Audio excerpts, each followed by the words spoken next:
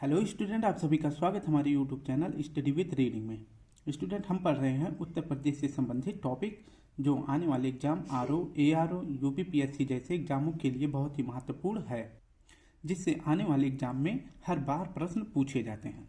तो अभी तक हमने जो है उत्तर प्रदेश से संबंधित 15 टॉपिक को पढ़ लिया है। एक दिन में एक टॉपिक क्लियर करा हमने, और उसी तरह से आज हमारा टॉपिक होता है 16वां टॉपिक, जो कि उत्तर प्रदेश के राजनीतिक और प्रशासनिक व्यवस्था से संबंधित है। बस आप सभी वीडियो को पूरा देखा करें। ये उत्तर प्रदेश का राजनीतिक और प्रशासनिक व्यवस्था, ये टॉपिक थोड़ा बड़ा है, इसलिए मैं इसे 2 पार्ट में लेकर आऊँगा। कोशिश करूँगा कि जो है इवनिंग में, मतलब लेट नाइट तक जो है अपलोड कर दूँ इसका सेकंड ही पार्ट, क्योंकि एक दिन में एक टॉपिक कंप्लीट करना ये हमारा टारगेट है। ठीक है, तो बस आप सभी साथ बने रहें। एक बार मैं आपको थोड़ा सा जो 15 टॉपिक अभी तक पढ़ा है उसका थोड़ा सा रिवीजन कराना चाहूँगा कि अभी तक हमने क्या क्या पढ़ लिया है। तो ये है उत्तर प्रदेश का विषय सूची। उत्तर प्रदेश की विषय सूची में अभी हमने कौन कौन सा टॉपिक पढ़ा है। जैसे हमने पढ़ा उत्तर प्रदेश का संक्षिप्त अवलोकन, लेसन 1 था। उत्तर प्रदेश का भौतिक विन्यास, लेसन 2 था। 3 जलवायु एवं मृदा। 4 प्राकृतिक वनस्पतियाँ, वन एवं वन्य जीव। 5वां टॉपिक क्या था, नदियाँ एवं झीलें व आर्द्र भूमियाँ। 6ठा टॉपिक क्या था, कृषि एवं जलवायु। 7वां टॉपिक था सिंचाई एवं बहुउद्देशीय नदी घाटी परियोजना। 8वां था हमारा उद्योग। 10वां था खनिज एवं ऊर्जा संसाधन। इसके बाद 10वां था परिवहन एवं पर्यटन। 11वां था उत्तर प्रदेश का इतिहास, जो कि प्राचीन से लेकर आधुनिक इतिहास तक हमने पढ़ा है। इसके बाद 12वां टॉपिक हमारा हो जाता है कला एवं संस्कृति से संबंधित। 13वां टॉपिक था साहित्य एवं पत्र पत्रिकाएं। 14वां टॉपिक था जनजातीय, मतलब उत्तर प्रदेश की जनजातियां। 15वां टॉपिक क्या था, शिक्षा एवं व्यवस्था। और आज का 16वां टॉपिक हमारा क्या रहने वाला है, यह है राजनीतिक एवं प्रशासनिक व्यवस्था। ठीक है, तो आज हम ये पढ़ने वाले हैं ये सभी टॉपिक। ठीक है, तो हर एक टॉपिक में जिसमें आपको फिगर के माध्यम से समझाना होता था, मैंने फिगर के माध्यम से समझाया है। जिसमें आपको थ्योरी क्लासेस देनी थी, मैंने थ्योरी के माध्यम से समझाया है। जिस वे में आप समझ पाएँ उसी वे में मैंने समझाया है। तो हमारा टॉपिक होता है 16वां उत्तर प्रदेश के राजनीतिक और प्रशासनिक व्यवस्था के बारे में पढ़ने वाले हैं। तो चलिए शुरू करते हैं। बस आप सभी वीडियो को पूरा देखें, लास्ट में लाइक शेयर कमेंट जरूर करें। स्वतंत्रता पूर्व उत्तर प्रदेश को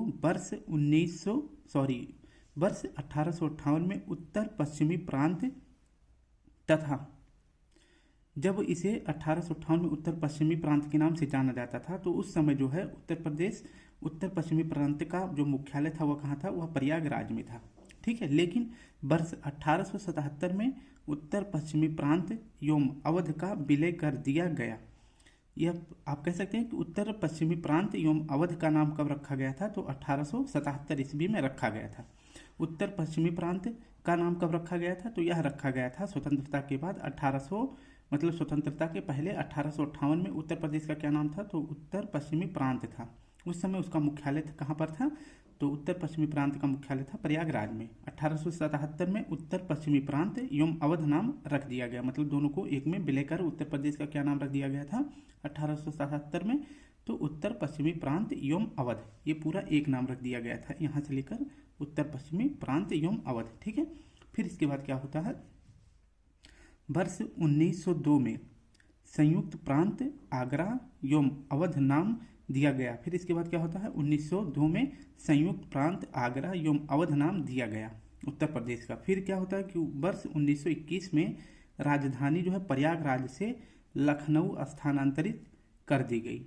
ठीक है, तो सबसे पहले जो है जो मुख्यालय, यानी मुख्यालय था उत्तर पश्चिमी प्रांत का, यह एक ही जगह पे था। 1877 में भी वहीं था और 1902 में भी प्रयागराज में ही था। लेकिन 1921 में जो है राजधानी को प्रयागराज से कहाँ लेकर आए थे, लखनऊ लेकर आ गए थे। ठीक है, फिर क्या होता है कि वर्ष 1937 में पुनः जो है उत्तर प्रदेश के नाम में परिवर्तन करते हुए संयुक्त प्रांत नाम दिया गया। इसका क्या नाम था, यहाँ पे मैंने बताया है। तो 1902 में इसका नाम हो गया था संयुक्त प्रांत आगरा एवं अवध। तो इतना बड़ा नाम था, लेकिन 1937 में क्या नाम हो जाता है, तो उत्तर प्रदेश का नाम बदल के संयुक्त प्रांत कर दिया गया। लेकिन 24 जनवरी 1950 को राज्य का नाम पुनः उत्तर प्रदेश कर दिया गया। ठीक है, तो अभी तक जो है राजधानी लखनऊ ही थी। लखनऊ जो है, मतलब राजधानी उत्तर प्रदेश का 2 ही बार बदला है। एक तो प्रयागराज से डायरेक्ट जब बदला लखनऊ में आया था और तब से जो है 1950 में जब उत्तर प्रदेश का नाम उत्तर प्रदेश रख दिया गया तब तक जो है उत्तर प्रदेश ही था, सॉरी लखनऊ ही उत्तर प्रदेश की राजधानी रही थी। अब देखते हैं भारतीय संविधान में अपनाई गई संसदीय व्यवस्था को केंद्र की तरह राज्य में भी लागू किया गया है। जैसे राज्य में देखेंगे आप जैसे केंद्र में जो है राष्ट्रपति होता है, वैसे राज्य में क्या होता है, राज्यपाल होता है। केंद्र में जो है पीएम होते हैं तो राज्य में जो है मुख्यमंत्री होते हैं। तो इसी प्रकार से सारी कानून व्यवस्थाएं जिस तरह से केंद्र में लागू होती हैं उसी प्रकार से राज्य में भी लागू की जा सकती हैं। तो अभी तक हमने सिर्फ उत्तर प्रदेश के बारे में देखा कि उत्तर प्रदेश का नाम कब कब क्या क्या रखा गया था, किस सन में उत्तर प्रदेश का नाम उत्तर पश्चिमी प्रांत था, किस समय में जो है उत्तर प्रदेश का नाम संयुक्त प्रांत आगरा एवं अवध रखा गया, फिर फाइनली जो है 24 जनवरी 1950 को राज्य का नाम उत्तर प्रदेश रख दिया जाता है। ये सभी हमने उत्तर प्रदेश के बारे में थोड़ी सी जानकारी हमेशा से प्राप्त करी है, क्योंकि मैंने जब पहला पार्ट पढ़ाया था तब भी यही सारी जानकारी दी थी। तो अभी उत्तर प्रदेश की राजनीति के बारे में पढ़ रहे हैं, तो इसलिए जो है एक बार उत्तर प्रदेश का नामकरण कब किया जाता है इसके बारे में जानना बेहद जरूरी हो जाता है। ठीक है, तो हमारा टॉपिक अब शुरू होता है उत्तर प्रदेश राजनीतिक प्रशासनिक व्यवस्था से। तो हमारा टॉपिक यहाँ से शुरू होता है उत्तर प्रदेश में राजनीतिक या प्रशासनिक व्यवस्था। तो देखते हैं सबसे पहले राज्य जो उत्तर प्रदेश है, ये मान लीजिए आपका एक राज्य ही है। इसमें जो है 3 जो है कानून शक्तियाँ होती हैं, जैसे कार्यपालिका, ठीक है, विधायिका और न्यायपालिका। इन 3 जो है कानून व्यवस्था के अंतर्गत कौन कौन से पद आते हैं। तो पहले देखते हैं कार्यपालिका में आता है राज्यपाल, मुख्यमंत्री, मंत्रिपरिषद, महाधिवक्ता। ये कार्यपालिका के अंग हैं। इसके बाद विधायिका के कौन कौन से अंग होते हैं, तो राज्यपाल, ठीक है, मतलब बनते किससे हैं, विधायिका पूछो किससे बनते हैं, तो राज्यपाल, विधानसभा और विधान परिषद को मिला के विधायिका बनता है। न्यायपालिका में कौन कौन शामिल होते हैं, न्यायपालिका का मतलब होता है कि कोई कानून का अगर उल्लंघन करे तो उसको लागू करने के लिए न्यायपालिका किस प्रकार से अपने रूल बनाती है, उसको लागू कराती है, इस प्रकार का कार्य जो है न्यायपालिका के द्वारा किया जाता है। ठीक है, तो न्यायपालिका में उच्च न्यायपालिका और अधीनस्थ न्यायपालिका होती है। अब देखते हैं उत्तर प्रदेश राजनीतिक परिदृश्य।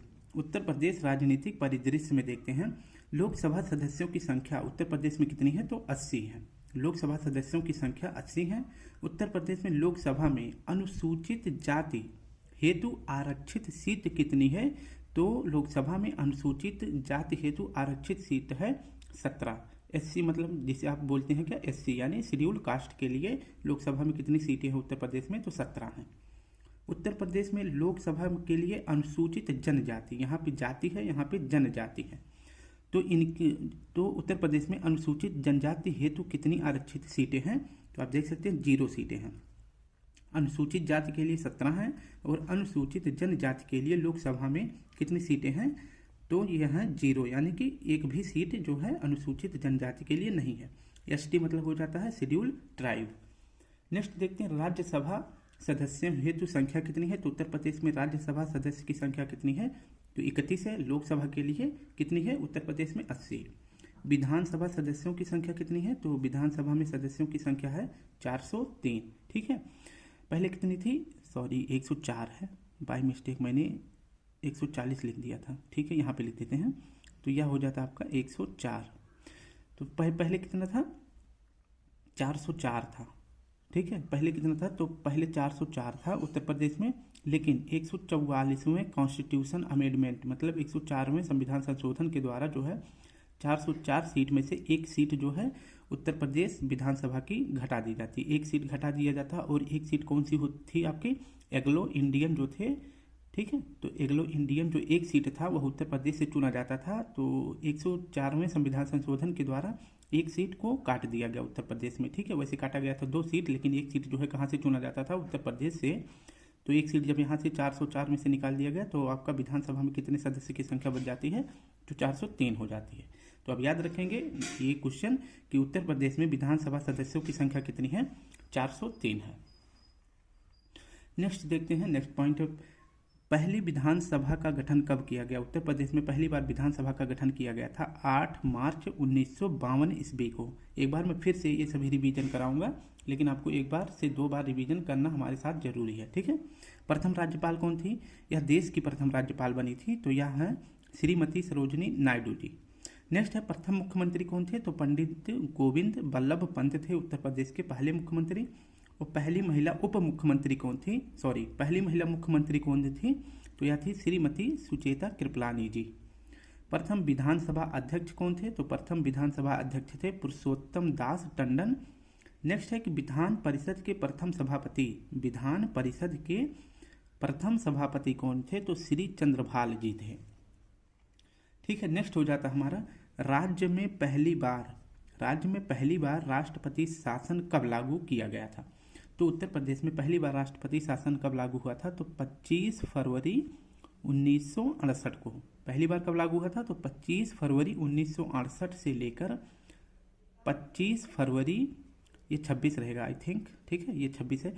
तो 25 फरवरी से लेकर 1968 से 26 फरवरी 1969 तक लागू था। राज्य में पहली बार राष्ट्रपति शासन 25 फरवरी 1968 से लेकर 26 फरवरी 1969 तक लागू था। ठीक है, यानी कि 1 साल तक उत्तर प्रदेश में लागू हुआ था, 1968 से लेकर 1969 तक। नेक्स्ट देखते हैं, उत्तर प्रदेश के प्रथम लोकायुक्त कौन थे, तो उत्तर प्रदेश के प्रथम लोकायुक्त थे न्यायमूर्ति श्री विश्वंभर दयाल। ठीक है, तो प्रथम लोकायुक्त कौन थे, न्यायमूर्ति श्री विश्वंभर दयाल। इनका कार्यकाल कब तक था, तो 1977 से लेकर 1982 तक इनका कार्यकाल था। नेक्स्ट है राज्य सूचना आयोग का गठन कब किया गया था, तो राज्य सूचना आयोग का गठन किया गया था 14 सितंबर 2005 को, ये भी आप याद रखेंगे। नेक्स्ट है प्रथम मुख्य सूचना आयुक्त कौन थे, तो उत्तर प्रदेश के प्रथम मुख्य सूचना आयुक्त थे न्यायमूर्ति यम.ए. खान। ठीक है, न्यायमूर्ति यम.ए. खान ये प्रथम मुख्य सूचना आयुक्त थे। और राज्य सूचना आयुक्त कौन थे, तो प्रथम सूचना आयुक्त और मुख्य सूचना आयुक्त। ये ध्यान से देखेंगे तो सूचना आयुक्त थे, सूचना आयुक्त का जो है सूचना आयोग का गठन किया गया था 14 सितंबर 1905 को, लेकिन मुख्य सूचना आयुक्त कौन बने थे, तो यह बने थे न्यायमूर्ति एम.ए. खान। नेक्स्ट है राज्य मानवाधिकार आयोग का गठन कब किया गया था, तो राज्य मानवाधिकार आयोग का गठन किया गया था 7 अक्टूबर 2002 को। नेक्स्ट है व्यवस्थापिका एवं कार्यपालिका के बारे में हम देखते हैं। तो व्यवस्थापिका एवं कार्यपालिका के बारे में हम पढ़ेंगे। भारत में केंद्र एवं राज्यों के लिए एक ही संविधान है, यानी केंद्र और राज्य के लिए एक ही संविधान है, ना कि अलग अलग है। आप अमेरिका जैसे देशों में देखेंगे, बहुत से देशों में राज्य के लिए और जो वहाँ के और देश के लिए, ठीक है, अलग अलग संविधान लागू होता है। वहाँ पे जो है दोहरी नागरिकता भी पाई जाती है, कि मतलब पूरे देश के लिए एक नागरिकता रहेगी और इसके बाद आप जिस स्टेट में रहेंगे, जिस प्रांत में रहेंगे, उसके लिए भी आपकी एक अलग आइडेंटिफाई रहेगी, यानी कि आपका एक अलग पहचान पत्र रहेगा। ठीक है, हमारे देश में क्या है कि जो है जैसे आपका आधार कार्ड हो गया, ये पूरे चाहे आप राज्य में रहें, राज्य के लिए कोई अलग से नहीं बना है। ठीक है, आपका एक ही कार्ड, जैसे आपका हो गया आधार कार्ड, पैन कार्ड, ये जो है पूरे देश में लागू होगा। और राज्य में भी कोई अगर आवश्यक डॉक्यूमेंट्स पे अपलोड करना होता है तो फिर इसी से अपलोड हो जाता है। ठीक है, तो यहाँ पे भारत में केंद्र एवं राज्यों के लिए एक ही संविधान है। नेक्स्ट है भारतीय संविधान के भाग 6 में, ठीक है, भारतीय संविधान के भाग 6 में अनुच्छेद 152 से लेकर 237 तक राज्यों के बारे में विवरण प्रस्तुत किया गया है। राज्यों के बारे में संविधान में किस भाग में विवरण प्रस्तुत किया गया है, तो भाग 6 में। अगर पूछे राज्यों के बारे में विवरण किस अनुच्छेद में है, तो अनुच्छेद 152 से लेकर 237 तक है। ये भी पॉइंट आप क्लियर करेंगे। नेक्स्ट पॉइंट है हमारा, भारत के अधिकतम राज्यों में केवल एक ही सदनीय विधानमंडल है, अर्थात विधान परिषद नहीं है। तो इसका कहने का मतलब है कि भारत के अधिकतम राज्यों में जो है विधान परिषद नहीं है, सिर्फ जो है एक सदनीय व्यवस्था है। जबकि उत्तर प्रदेश में 2 सदनीय विधानमंडल की व्यवस्था की गई है। ऐसे भारत के 6 राज्य हैं जिनमें जो है 2 सदनीय व्यवस्था लागू की गई है, उसमें से आपका उत्तर प्रदेश भी शामिल है, जिसका निर्माण राज्यपाल, विधानसभा तथा विधान परिषद से मिलकर बना है। ठीक है, तो ये पॉइंट आप क्लियर रखेंगे। अब आगे देखते हैं राज्यपाल, ठीक है, यानी कि गवर्नर। तो राज्यपाल के बारे में हम देखेंगे। राज्य की कार्यपालिका शक्ति राज्यपाल में निहित होती है। जो राज्य की कार्यपालिका होती है उसकी शक्ति किसमें निहित होती है, तो राज्यपाल में निहित होती है। ठीक है, तो याद रखेंगे कि राज्य की कार्यपालिका शक्ति राज्यपाल में निहित होती है। अनुच्छेद 154 में यह बात कही गई है कि जो कार्यपालिका की शक्ति है वह किसमें निहित होती है। अनुच्छेद 154 में कहा गया है कि जो कार्यपालिका की शक्ति है वह राज्यपाल में निहित होती है। ठीक है, नेक्स्ट पॉइंट देखते हैं, लेकिन वह इसका प्रयोग जो है अपने अधीनस्थ अधिकारियों के माध्यम से करेगा। ठीक है, तो जो कार्यपालिका की शक्ति है वह राज्यपाल में तो निहित होती है, लेकिन उसका यह प्रयोग करने के लिए जो उसमें अधिकारी होते हैं उसके माध्यम से वह इस पर अपने शासन और कानून बनाएगा। ठीक है, नेक्स्ट है राज्यपाल। ठीक है, राज्यपाल जो है राज्य का संवैधानिक प्रमुख होता है। राज्य का जो है राज्यपाल जो है राज्य का संवैधानिक प्रमुख भी होता है, ये बात भी आपको याद रखना है। तो राज्य का संवैधानिक प्रमुख कौन होता है? तो आपका सही जवाब हो जाएगा राज्यपाल। वह केंद्र सरकार के प्रतिनिधि के रूप में कार्य करता है। अब ध्यान से सुनेंगे राज्यपाल के बारे में। राज्यपाल जो है राज्यपाल जो है यह कार्यपालिका की शक्ति जो है किसमें निहित होती है? तो राज्यपाल में निहित होती है। और राज्य का जो संवैधानिक प्रमुख होता है वह राज्यपाल होता है। और इसके बाद क्या है लास्ट पॉइंट, कि केंद्र सरकार के जो प्रतिनिधि होते हैं उनके तौर पे जो है राज्यपाल राज्य में अपना कार्य करता है। यानी कि जो राज्यपाल होते हैं उनकी नियुक्ति किसके द्वारा की जाती है? राष्ट्रपति के द्वारा। और राष्ट्रपति जो है वह जो प्राइम मिनिस्टर के द्वारा जो है राष्ट्रपति का निर्वाचन किया जाता है। वैसे आप देखते होंगे कि किसी भी पार्टी का अगर जिसमें सत्ता होती है, जैसे पीएम इस समय मोदी जी हैं, तो उनके जो राष्ट्रपति उम्मीदवार हैं द्रौपदी मुर्मू जी, तो कह सकते हैं कि वो कहीं ना कहीं एक दूसरे से संबंधित ही होते हैं। वो किसी की भी सरकार रहे, बीजेपी की या कांग्रेस की, तो अपने हिसाब से राष्ट्रपति चुनते हैं। तो जो है राष्ट्रपति जो है राज्यों में किसकी नियुक्ति करते हैं? तो राज्यपाल की नियुक्ति करते हैं। तो इसीलिए यह बात कही गई है, वह केंद्र सरकार के प्रतिनिधि के रूप में कार्य करता है। कौन कार्य करता है? राज्यपाल। कहाँ करते हैं कार्य? तो राज्य में। ठीक है, अब देखते हैं राज्यपाल से संबंधित प्रमुख अनुच्छेद। अनुच्छेद 153 में कहा गया है कि प्रत्येक राज्य का एक राज्यपाल होगा।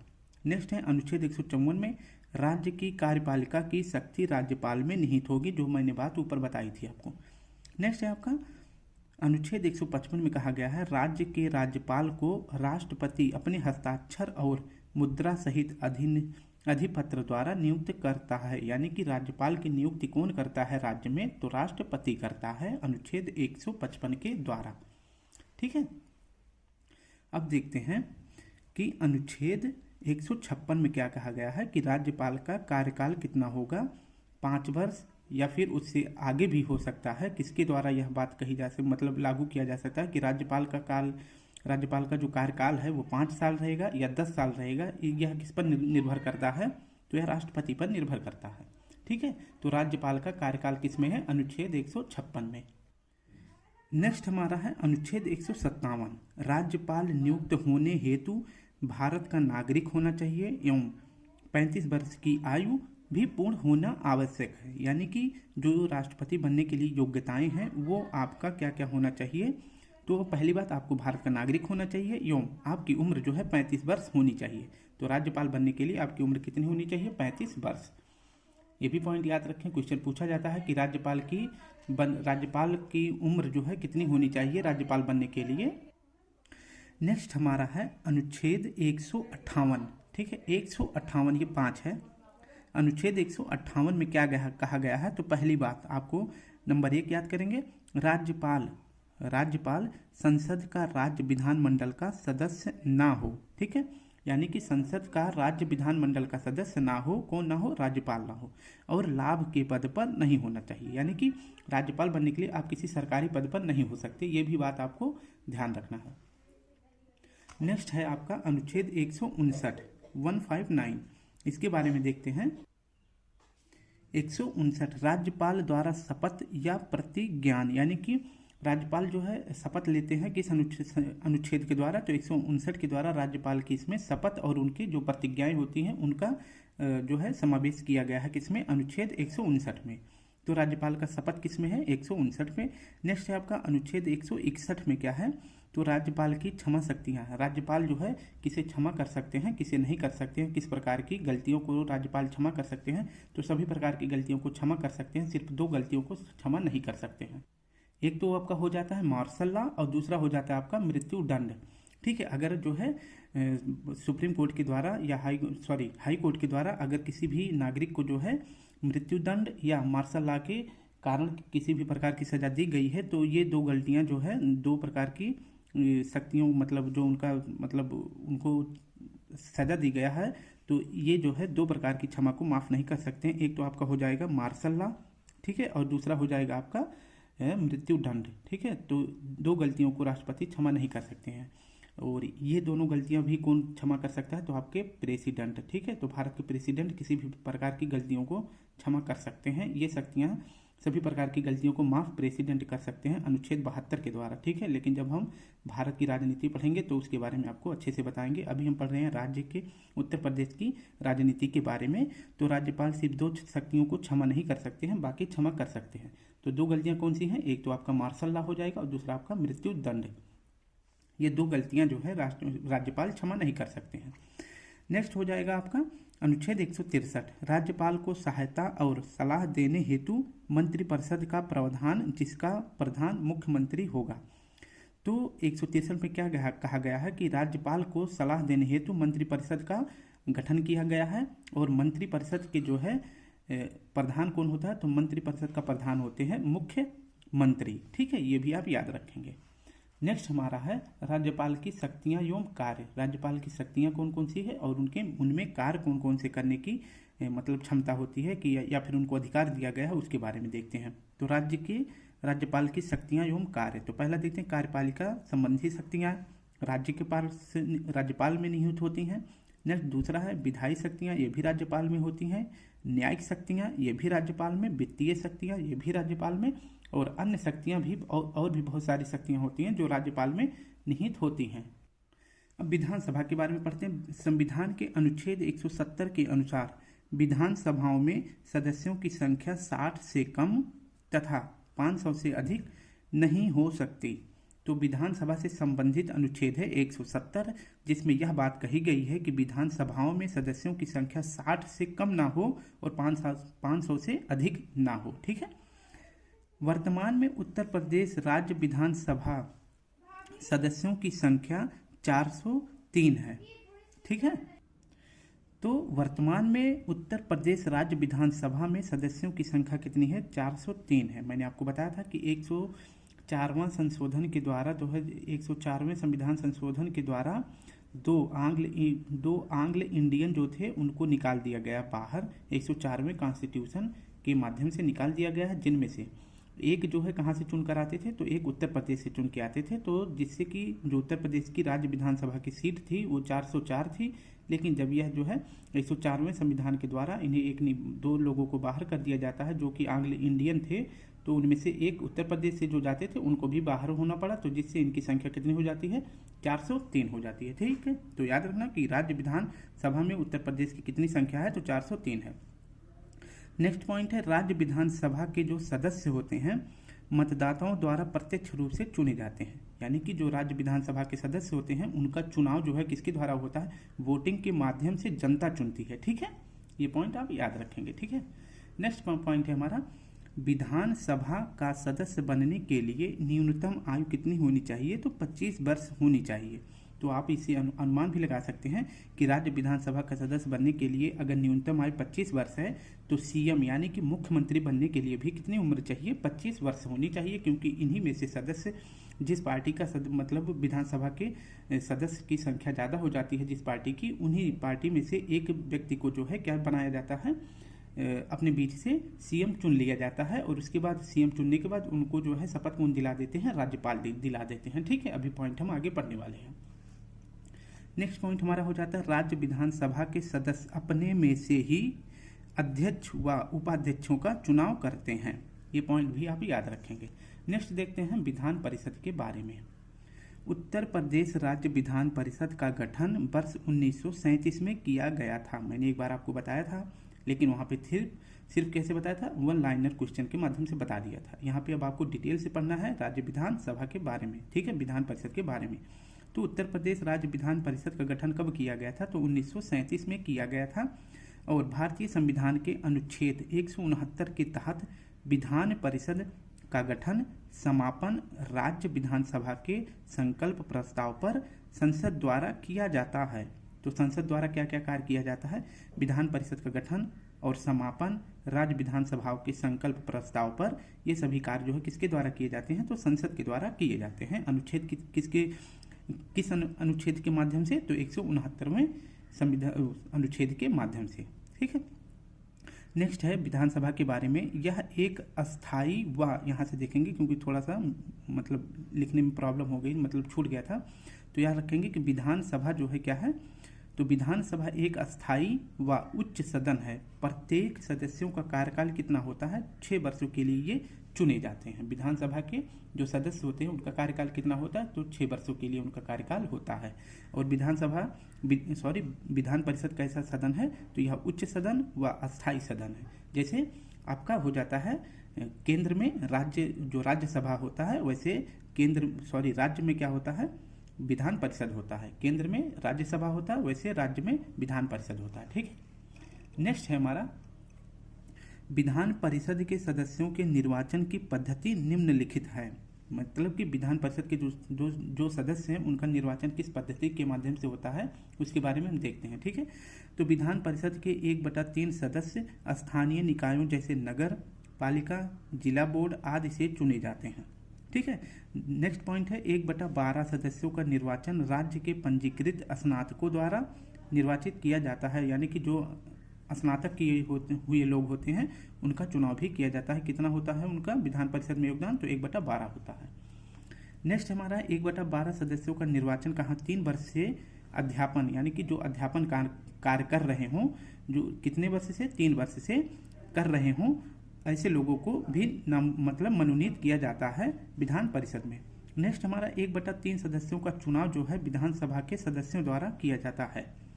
नेक्स्ट पॉइंट है हमारा शेष 1/6 सदस्यों को राज्यपाल नाम निर्देशित किए जाते हैं।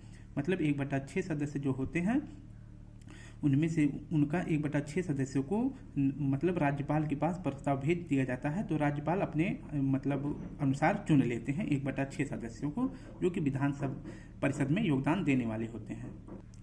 नेक्स्ट है उत्तर प्रदेश। वर्तमान में उत्तर प्रदेश विधान परिषद के सदस्यों की कुल संख्या 100 है। ठीक है, तो विधान परिषद के सदस्यों की संख्या उत्तर प्रदेश में कितनी है, तो आप देख सकते हैं 100 है। ठीक है, इस परिषद का सदस्य बनने के लिए न्यूनतम आयु कितनी होनी चाहिए, तो 30 वर्ष होनी चाहिए। विधानसभा का सदस्य बनने के लिए कितनी होनी चाहिए, 25 वर्ष, जबकि विधान परिषद का सदस्य बनने के लिए 30 वर्ष होनी चाहिए। ठीक है, अब नेक्स्ट देखते हैं थोड़ा सा फिर one liner question. Uttar Pradesh Vidhan Parishad के प्रथम सभापति कौन थे, तो मैंने बताया था चंद्रभाल थे। वर्तमान में उत्तर प्रदेश विधान परिषद के सभापति कौन है वर्तमान में, तो कुंवर मानवेंद्र सिंह हैं। उत्तर प्रदेश के पहले मुख्यमंत्री कौन थे, तो पंडित गोविंद बल्लभ पंत थे। उत्तर प्रदेश की प्रथम महिला मुख्यमंत्री कौन थी, तो श्रीमती सुचेता कृपलानी जी थी। यह देश की किसी भी राज्य की पहली मुख्यमंत्री थी। ठीक है, तो ये भी याद रखेंगे देश की पहली मुख्यमंत्री कौन थी, सुचेता कृपलानी जी थी, जो कि देश के किसी भी राज्य में और महिला मुख्यमंत्री नहीं बनी थी। तो सबसे पहले बनी थी मुख्यमंत्री उत्तर प्रदेश में, जो कि महिला थी, और राज्यपाल भी पहली बार उत्तर प्रदेश में ही बनी थी, जो कि महिला थी। तो राज्य में पहली बार राष्ट्रपति शासन मैंने बताया था 25 फरवरी 1968 से लेकर 26 फरवरी 1969 तक लागू हुआ था, 1 साल के लिए। उत्तर प्रदेश में अब तक कुल 10 बार राष्ट्रपति शासन लागू किया गया है, ये पॉइंट याद रखेंगे। उत्तर प्रदेश में अब तक कितनी बार राष्ट्रपति शासन लागू हुआ है, तो 10 बार लागू हुआ है। नेक्स्ट हमारा है विश्वनाथ प्रताप सिंह व चौधरी चरण सिंह ऐसे राजनीतिज्ञ रहे, यानी कि ऐसे राजनेता थे जो राज्य के मुख्यमंत्री रहने के साथ साथ जो है भारत के प्रधानमंत्री पद को भी सुशोभित किया था। इसका मतलब ये है कि विश्वनाथ प्रताप सिंह और चौधरी चरण सिंह ये दोनों मुख्यमंत्री के पद पर भी रहे और इसके बाद जो है भारत के प्रधानमंत्री पद पर भी बने। ठीक है, अब नेक्स्ट हमारा है नारायण दत्त तिवारी ने उत्तर प्रदेश के साथ साथ उत्तराखंड के मुख्यमंत्री पद को भी सुशोभित किया।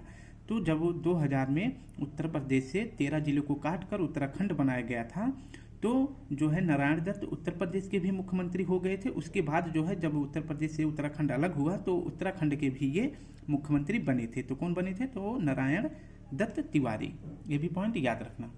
नेक्स्ट है हमारा चंद्रभानुगुप्त, मुलायम सिंह यादव और नारायण दत्त तिवारी ऐसे राजनीतिक रहे जिन्होंने उत्तर प्रदेश का 3 बार मुख्यमंत्री बनने का अवसर प्राप्त है। उत्तर प्रदेश के 3 बार मुख्यमंत्री कौन कौन बन चुके हैं, तो चंद्रभानुगुप्त, मुलायम सिंह यादव और नारायण दत्त तिवारी, ये याद रखेंगे। नेक्स्ट हमारा पॉइंट है सुश्री मायावती जी उत्तर प्रदेश की 4 बार, जो कि अभी तक सबसे ज़्यादा मुख्यमंत्री बनने का गौरव किसे प्राप्त है, मायावती जी को, ठीक है, जो कि उत्तर प्रदेश की 4 बार मुख्यमंत्री रह चुकी हैं। नेक्स्ट है हमारा उत्तर प्रदेश की प्रथम राज्यपाल कौन बनी थी, या फिर कह सकते हैं कि पूरे देश में पहली बार महिला राज्यपाल किस राज्य की बनी थी, तो उत्तर प्रदेश की, और नाम क्या था, श्रीमती सरोजिनी नायडू जी, ठीक है। यह भारत में किसी राज्य की प्रथम महिला राज्यपाल हैं। नेक्स्ट हमारा है उत्तर प्रदेश विधानसभा का पहली बार गठन कब किया गया था, तो 8 मार्च 1952 ईस्वी को किया गया था। नेक्स्ट है राज्य के विधानसभाओं के पहले अध्यक्ष कौन बने थे, तो राजर्षि पुरुषोत्तम दास टंडन थे। तो विधानसभा के पहले अध्यक्ष कौन थे, राजर्षि पुरुषोत्तम दास टंडन जी थे।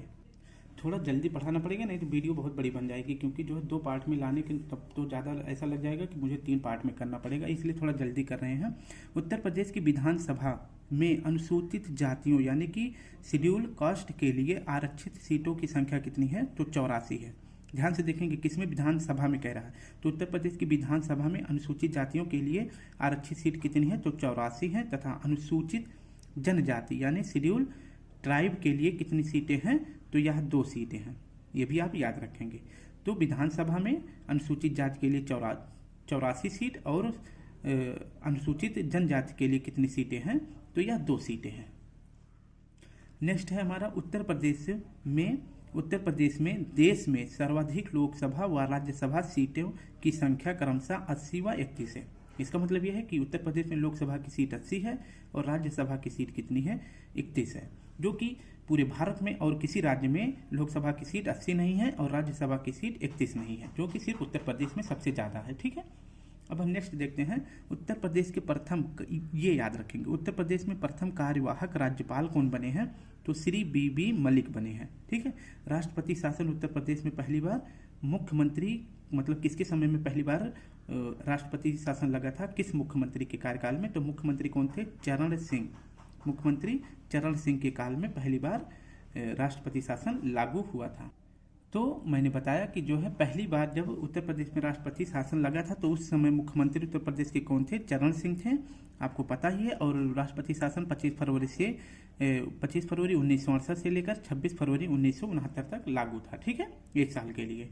नेक्स्ट हमारा है जो वर्तमान में विधानसभा से संबंधित जो महत्वपूर्ण तथ्य है उसके बारे में देखने वाले हैं। जो अभी तो किस नंबर की विधानसभा चल रही है, तो 18वें नंबर की विधानसभा चल रही है। तो 18वीं विधानसभा से संबंधित महत्वपूर्ण तथ्य कौन कौन से हैं उसके बारे में पढ़ लेते हैं जल्दी से, ठीक है। तो भारत निर्वाचन आयोग द्वारा, ठीक है, भारत निर्वाचन आयोग द्वारा राज्य के 18वीं विधानसभा के गठन के लिए वर्ष 2022 में 7 चरणों में चुनाव संपन्न कराए गए। तो 2022 में जो विधानसभा का चुनाव हुआ था वो 7 चरणों में पूरा हुआ था, ठीक है। तो 7 चरणों में चुनाव संपन्न हुए थे उत्तर प्रदेश के। अब देखते हैं 10 मार्च 1922 को जारी चुनाव परिणामों में भारतीय जनता पार्टी को स्पष्ट जनादेश प्राप्त हुआ था। यानी कि जो है इसका रिजल्ट कब आया था, तो विधानसभा का जो 18वीं क्रम का था, तो 10 मार्च 1922 को जारी हो गया था और इसमें जो है भारतीय जनता पार्टी स्पष्ट रूप से जीत चुकी थी। तो वर्ष 2022 में चुनाव में भारतीय जनता पार्टी को 41.29% मत के साथ 255 सीटें तथा उसके सहयोगियों को मिलाकर कुल 273 सीटें प्राप्त करी थी। यानी कि जो है टोटल 403 सीटों में से, टोटल जो है विधानसभा की जो चुनाव हुआ था उसमें जो है 403 सीट, यहाँ लिख देते हैं छोटा सा, 403 सीटों में से जो है भारतीय जनता पार्टी को 255 सीटें मिल गई थी, ठीक है। लेकिन उसके साथ जो है और भी पार्टियां जो मतलब उनके साथ जो सहयोग कर रही थी, उनके साथ जो है मिलकर चुनाव लड़ रही थी, तो उन सभी को मिलाकर जो है बीजेपी में कितनी सीटें प्राप्त हो गई थी, बीजेपी को 273, ये याद रखना, जो कि वर्ष 2022 के विधानसभा चुनाव के बारे में हम आपको बता रहे हैं। नेक्स्ट हमारा है 2022 में हुए विधानसभा के चुनावों में सर्वाधिक 47 महिलाएं निर्वाचित हुई थीं, मतलब वो किसी भी पार्टी की रही हों। अब तक जो है विधानसभा में पहली बार 47 महिलाओं को शामिल किया गया था, मतलब और महिलाओं को शामिल किया गया था। कितनी से महिलाएं थी, तो 47 महिलाओं को शामिल किया गया था 2022 के विधानसभा चुनाव में, जिनमें से इन 47 महिलाओं में से 29 महिलाएं भाजपा की थीं, 1 महिला जो है कांग्रेस की थी, सपा की 14 महिलाएं थी, अपना दल की 3 महिलाएं थी। ठीक है, तो इतने महिलाओं ने क्या है चुनाव जीता था। 47 महिलाओं ने चुनाव जीता था, जिनमें से 29 महिलाएं बीजेपी की, 1 कांग्रेस की, 14 सपा की और 3 जो है अपना दल की महिला थी, जो कि अब तक की सबसे ज़्यादा विधानसभाओं में चुनी जाने वाली महिलाएं रही हैं। ठीक है, नेक्स्ट है 25 मार्च 2022 को लखनऊ में अटल बिहारी वाजपेयी इकाना स्टेडियम, जो कि क्रिकेट का स्टेडियम है, भारतीय जनता पार्टी के विधायक दल के नेता श्री योगी आदित्यनाथ को क्रमानुसार 32वें, ठीक है, तो अगर क्रम से देखें तो ये 32वें क्रम के मुख्यमंत्री चुने जाते हैं। अब कैसे 32वें क्रम के, क्योंकि मैंने बताया था कि जो है बहुत से ऐसे मुख्यमंत्री बने हैं उत्तर प्रदेश के जो 2 बार 3 बार 4 बार ऐसे रह चुके हैं। तो अगर क्रम अनुसार देखेंगे तो 33 हैं, लेकिन अगर व्यक्तिगत के रूप में देखेंगे तो 21वें मुख्यमंत्री के रूप में शपथ ग्रहण किया था। ठीक है, अब देखते हैं इसके साथ जो है राज्य के 2 उप मुख्यमंत्री, जिनका नाम था केशव प्रसाद मौर्य और ब्रजेश पाठक, को भी जो है उप मुख्यमंत्री का शपथ दिलाया गया था। तो वर्तमान में उत्तर प्रदेश में 1 सीएम है और 2 डिप्टी सीएम है। ठीक है, ये याद रखेंगे कौन कौन है, केशव प्रसाद मौर्य और ब्रजेश पाठक जी। नेक्स्ट है 29 मार्च 2022 को बीजेपी के वरिष्ठतम नेता सतीश महाना को प्रदेश की 18वीं विधानसभा का अध्यक्ष चुना गया है। तो वर्तमान में जो है उत्तर प्रदेश विधानसभा का अध्यक्ष किसे चुना गया है, तो सतीश महाना जी को। ठीक है, ये याद रखेंगे। नेक्स्ट है कार्यपालिका से संबंधित। तो संसदीय व्यवस्था में राज्यपाल राज्य का संवैधानिक प्रमुख होता है, जबकि कार्यपालिका का वास्तविक प्रमुख कौन होता है, तो यह मुख्यमंत्री होते हैं। तो एक बार फिर से पढ़ेंगे, संसदीय व्यवस्था में राज्यपाल जो होता है यह राज्य का संवैधानिक मतलब संविधान के अनुसार जो है प्रमुख कौन होता है, तो राज्यपाल होते हैं, जबकि कार्यपालिका का वास्तविक प्रमुख कौन होता है, तो वास्तविक प्रमुख होता है मुख्यमंत्री।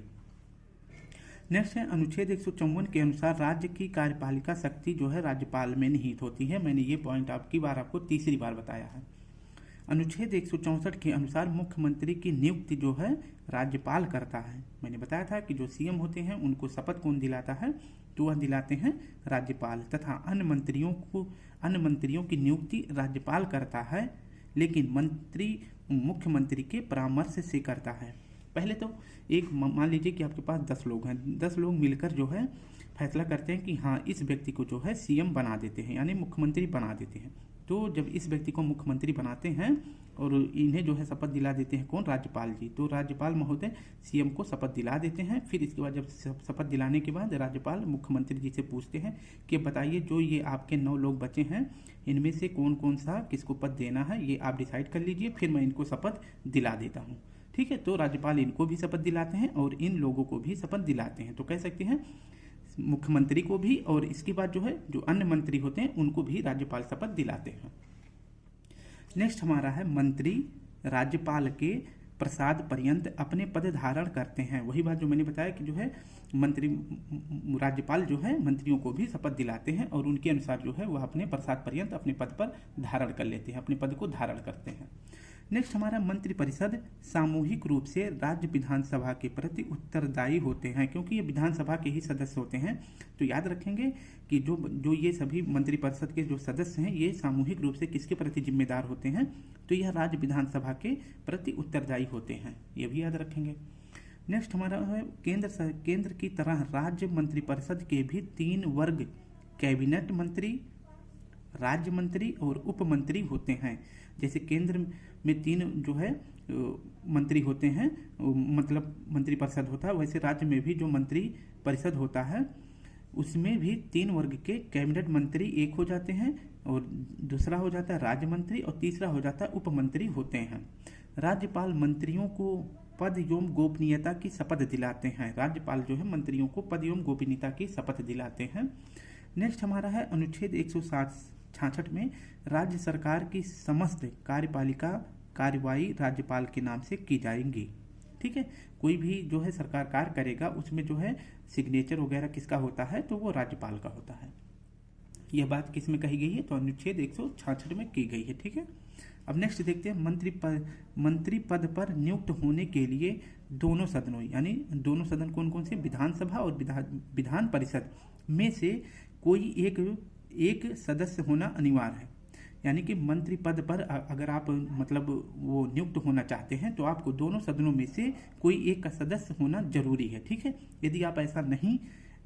यदि ऐसा नहीं है तो 6 माह के भीतर उसे किसी भी एक सदन की सदस्यता ग्रहण करनी होगी। अगर आप जो है चाहते हैं कि मैं मंत्री का पद ग्रहण करूं तो आपको जो है विधानसभा या विधान परिषद का सदस्य होना अनिवार्य होगा। अगर आप सदस्य नहीं हैं तो आपको 6 महीने के भीतर जो है इलेक्शन कराया जाएगा, आप उसमें जीत जाते हैं, फिर आपको जो है क्या किया जाएगा, मतलब सदस्यता दिला दी जाती है 6 महीने के भीतर। फिर आपका जो है ये मंत्री पद का जो है आप उसके हकदार हो जाते हैं। अगर नहीं करते हैं तो आप जो है संवैधानिक रूप से मंत्री नहीं माने जाएंगे। ठीक है, नेक्स्ट हमारा है मंत्रियों के वेतन भत्तों का निर्धारण समय समय पर विधानमंडल द्वारा किया जाता है। ये पॉइंट याद रखेंगे कि मंत्रियों के वेतन भत्तों का निर्धारण किसके द्वारा किया जाता है, तो विधानमंडल के द्वारा किया जाता है समय समय पर। अब सचिवालय के बारे में देखते हैं, जिसके बारे में हम तैयारी कर रहे हैं। ठीक है, जिस पद के लिए हम इस समय पढ़ाई कर रहे हैं उसी में जो है किसी भी पोस्ट पर हम तैनात कर दिए जाएंगे, तो उसके बारे में पढ़ने वाले हैं सचिवालय के बारे में। ठीक है, सचिवालय आवश्यक प्रशासनिक सहायता एवं परामर्श के लिए मुख्य सचिव के नेतृत्व में एक प्रशासनिक निकाय का गठन किया गया है, जिसे राज्य सचिवालय कहते हैं। ठीक है, ये आप याद रखेंगे। राज्य सचिवालय के प्रशासनिक अध्यक्ष को मुख्य सचिव और प्रत्येक विभागों के सचिव को क्या कहा जाता है, तो शासन सचिव कहा जाता है। तो राज्य सचिवालय के जो प्रशासनिक अध्यक्ष होते हैं उन्हें क्या कहा जाता है, मुख्य सचिव कहा जाता है। जबकि प्रत्येक विभागों के सचिव को क्या कहा जाता है, तो शासन सचिव कहा जाता है। वह प्रायः IAS संवर्ग का वरिष्ठ एवं अनुभवी अधिकारी होते हैं। ठीक है, जो मुख्य सचिव और शासन सचिव के पद पर नियुक्त होते हैं। ठीक है, अब नेक्स्ट देखते हैं सचिवालय राज्य प्रशासन के पर्यवेक्षण निर्देशन और नियंत्रण का कार्य करता है। जो सचिवालय है उनका जो है राज्य प्रशासन के पर्यवेक्षण निर्देशन और नियंत्रण का कार्य किया जाता है। किसके द्वारा, सचिवालय के द्वारा। राजनीति सरकारी नीति रचना हेतु आवश्यक सामग्री एकत्रित करना और इसका विश्लेषण कर मंत्री परिषद के सम्मुख प्रस्तुत करना, यह कार्य किसका होता है, तो सचिवालय का कार्य या कर्तव्य है। ठीक है, नेक्स्ट है मुख्य सचिव। राज्य प्रशासन में मुख्य सचिव का पद प्रशासनिक पद सोपान में सर्वाधिक महत्वपूर्ण है। मुख्य सचिव के बारे में क्या है कि राज्य प्रशासन में मुख्य सचिव का पद प्रशासनिक पद एवं सोपान में सर्वाधिक महत्वपूर्ण है। राज्य में जो स्थान और कार्य मुख्य सचिव का है वही कार्य व स्थान केंद्र में किसका है, कैबिनेट सचिव का है। ठीक है, तो मैंने बताया था कि केंद्र और राज्य में ज़्यादा डिफरेंस नहीं है, सब कुछ सेम है। ठीक है, तो मुख्य सचिव राज्य प्रशासन का प्रमुख होता है। तो मुख्य सचिव राज्य प्रशासन का प्रमुख होता है। नेक्स्ट है राज्य प्रशासन में मंत्री परिषद जो राजनीतिक प्रमुख होता है। कि अगर पूछा जाए कि राज्य प्रशासन में मंत्री परिषद जो है यह राजनीतिक प्रमुख होता है, जबकि सचिवालय यह क्या होता है, प्रशासनिक प्रमुख होता है। तो राजनीतिक प्रमुख कौन होते हैं, मंत्री परिषद होते हैं, क्योंकि आपको पता है कि ये राजनेता होते हैं, इन्हें जो है जनता द्वारा चुना जाता है।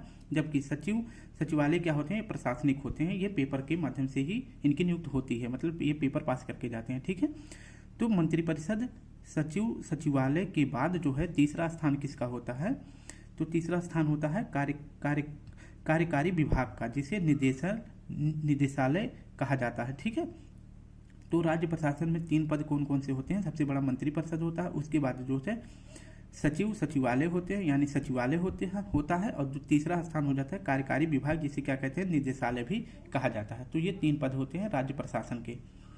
ऊपर के दोनों अंग यानी कि मंत्रिपरिषद और सचिव या सचिवालय, ठीक है, तो ऊपर के दोनों अवयवों का संबंध जो है नीति निर्माण से है, यानी कि वो नीतियों का निर्माण करते हैं कि ये कार्य कैसे होगा, इसे कैसे किया जा सकता है, इस तरह से ये कार्य अच्छा होगा। ठीक है, और कानून व्यवस्था को ऐसे बनाया जा सकता है। लेकिन जबकि जो कार्यकारी विभाग यानी कि जो निदेशालय होता है उसका क्या कार्य होता है, क्रियान्वयन के लिए प्राथमिक रूप से उत्तरदायी संस्था है, वह उस कार्य को लागू करवाती है। ठीक है, कि अगर जैसे जो ऊपर के दोनों पद हैं मंत्री परिषद और सचिवालय, ये कार्य को मान लीजिए कि ये कार्य को बना दिए, उसका पूरा ब्यौरा लिख के दे दिए और इसके बाद बता दिए कि इस कार्य को ऐसे करना है, लेकिन करवाएगा कौन, वह करवाएगा आपका कार्यकारी विभाग, जिसे आप क्या कहते हैं, निदेशालय, ठीक है। तो निदेशालय के माध्यम से उस कार्य को लागू करवाया जाएगा, ठीक है। कानून ये बनाएंगे लेकिन लागू जो है कौन करवाएगा, निदेशालय करवाएगा। नेक्स्ट आपका है, एक शासन सचिव के अंदर कई विभाग होते हैं। जो शासन सचिव होता है उसके अंदर कई विभाग होते हैं, जैसे गृह सचिव के अंतर्गत पुलिस विभाग, जेल विभाग, आंतरिक सुरक्षा विभाग आदि सारे विभाग होते हैं किसके अंतर्गत, सचिव गृह के अंतर्गत। नेक्स्ट देखते हैं जिला मंडल। जिला मंडल तहसील एवं ब्लॉक प्रशासन, इसे देखते हैं राज्य के विभिन्न विभागों की कार्यात्मक इकाइयां नीचे तक फैली हैं। आपको पता है कि सबसे पहले मंडल आएगा, फिर जिला आएगा, तहसील आएगा, ब्लॉक आएगा, फिर इसके बाद ग्राम आएगा, ऐसे करके ये नीचे तक फैली हुई हैं, ठीक है। और सबके अपने विभाजन स्तर हैं और सबका अपना अपना कार्य है, सबका अपना अपना विभाजन किया गया है कि आपका कार्य ये है, ठीक है। सामान्य एवं राजस्व प्रशासन में विभागाध्यक्ष के माध्यम के बाद, एक बार फिर से पढ़ेंगे, सामान्य एवं राजस्व प्रशासन में विभागाध्यक्ष के माध्यम मंडलायुक्त होता है, जो अपने मंडल के शक्ति व्यवस्था, राजस्व वसूली तथा अन्य कार्यों को देखता है।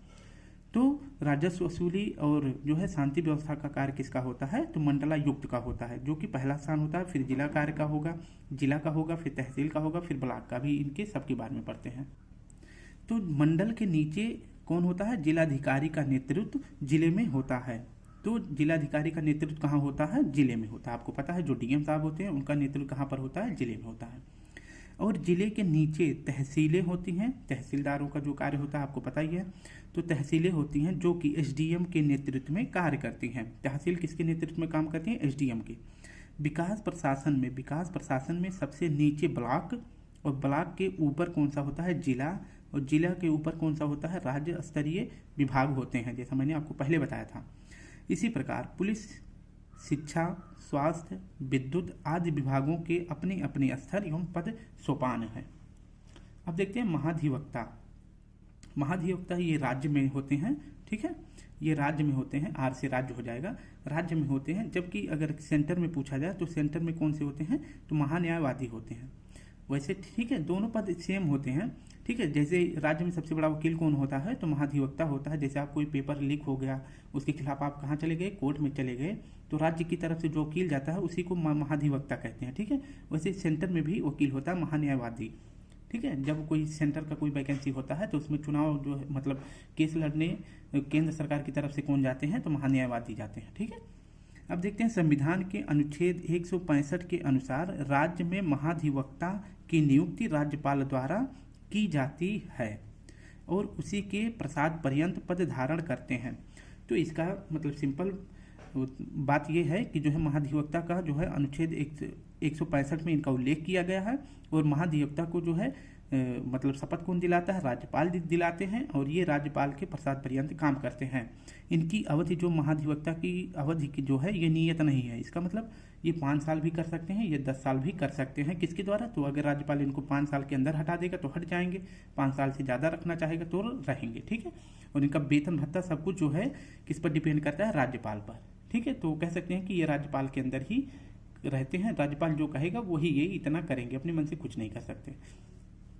नेक्स्ट हमारा है, इस पद पर नियुक्त होने के लिए आवश्यक है कि वह भारत का नागरिक हो, 10 वर्ष से न्यायिक कार्य से जुड़ा हो, यानी कि जैसे किसी अदालत में और या फिर आप उसके जज रहे हो, इस प्रकार से। तो 10 वर्ष से न्यायिक कार्य से जुड़ा हो या कम से कम 10 वर्ष से उच्च न्यायालय में अधिवक्ता यानी कि वकील रहा हो।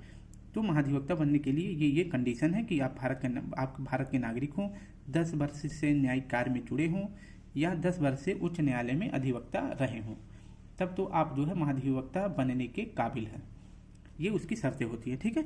महाधिवक्ता का यह कर्तव्य होगा कि वह राज्य सरकार को विधि संबंधी विषयों पर सलाह दे और विधिक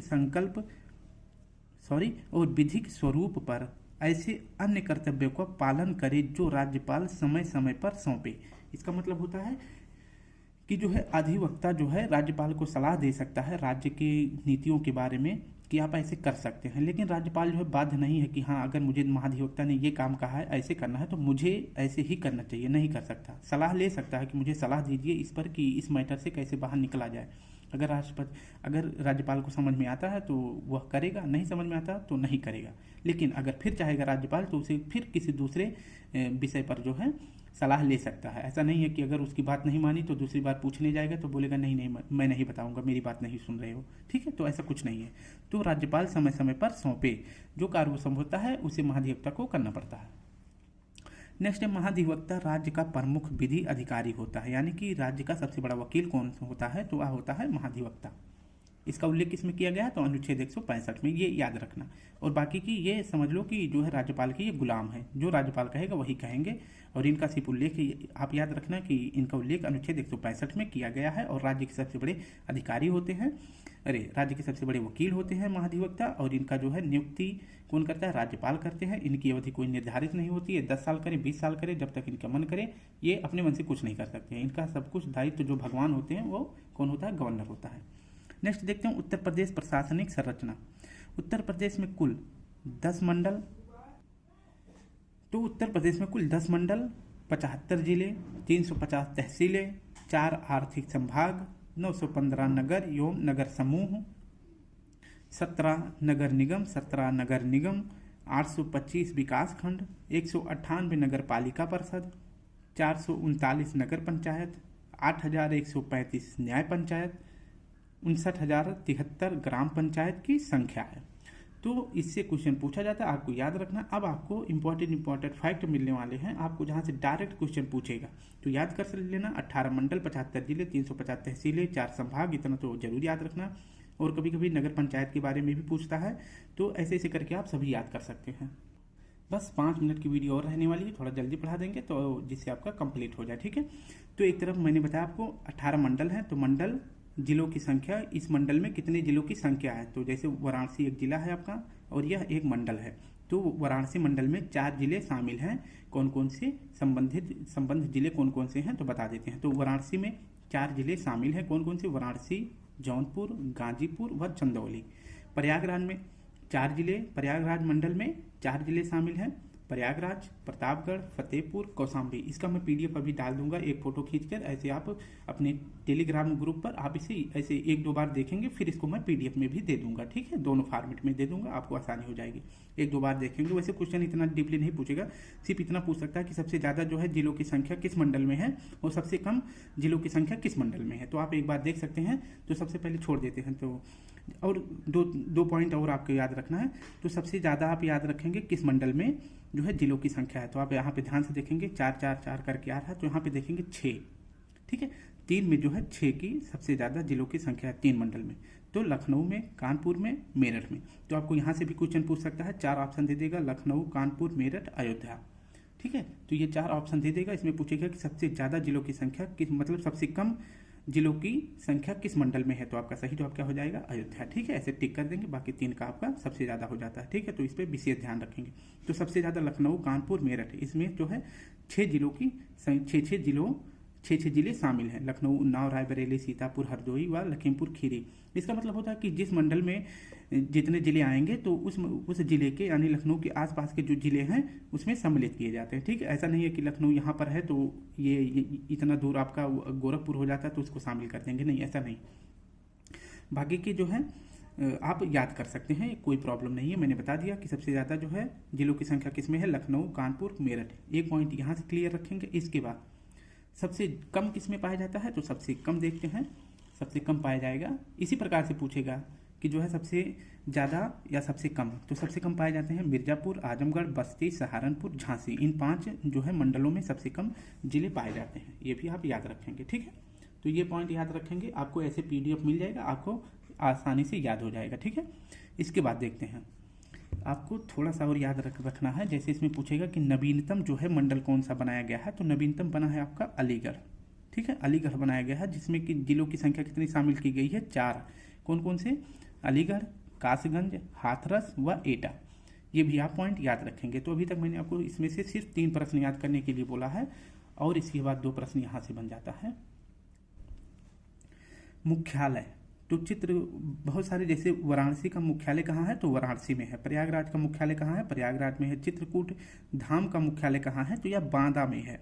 ठीक है, जो जितने जिले हैं उनका मुख्यालय उसी में किया गया है, लेकिन 2 जिलों के ऐसे मुख्यालय मंडल है जिनका मुख्यालय अलग जगह पे है। तो चित्रकूट धाम का मुख्यालय कहाँ है? बांदा में। और देवपाटन का मुख्यालय कहाँ है? तो यह गोंडा में है।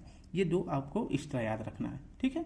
तो बाकी के मैं आपको PDF में दे दूंगा, आपको बताने की जरूरत यहाँ पे नहीं है क्योंकि वीडियो बड़ी बन जाएगी। ये बात आप याद रखेंगे। उत्तर प्रदेश में नगर निगम कितने हैं मैंने बताया था। तो उत्तर प्रदेश में 17 नगर निगम हैं। कौन कौन से? गोरखपुर, प्रयागराज, लखनऊ, अलीगढ़, मेरठ, मुरादाबाद, सहारनपुर, वाराणसी, कानपुर, आगरा, बरेली, गाजियाबाद, झांसी, मथुरा, वृंदावन, अयोध्या, फिरोजाबाद और शाहजहांपुर। तो नवीनतम नगर निगम कौन सा है? तो आपका शाहजहांपुर है, जो कब बनाया गया था? 2018 में। इसके पहले देखेंगे तो 2017 में 2 नगर निगम बनाए गए थे, एक तो मथुरा वृंदावन और दूसरा बनाया गया था अयोध्या, ठीक है।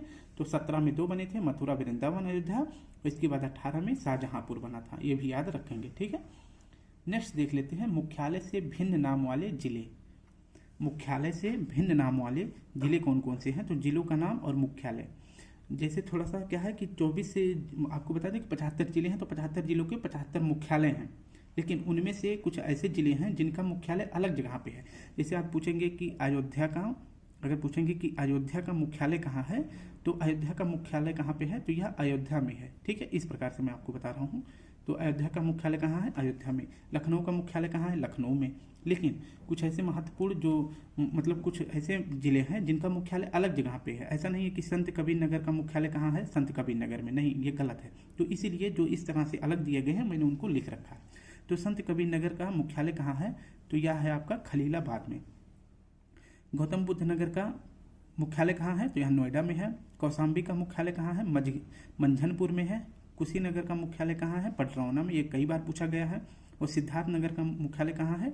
नवगढ़ में है। ये सबसे ज़्यादा इंपॉर्टेंट, सबसे ज़्यादा बार अभी यही पूछा गया है। सोनभद्र का मुख्यालय कहाँ है? रॉबर्ट्सगंज में। और कानपुर देहात का मुख्यालय कहाँ है? ये भी पूछा गया है, अकबरपुर माती में। इसके बाद अमेठी का मुख्यालय कहाँ है? गौरीगंज में। जालौन का मुख्यालय उरई में। फर्रुखाबाद का मुख्यालय फतेहगढ़ में। और अम्बेडकर नगर का मुख्यालय अकबरपुर में है।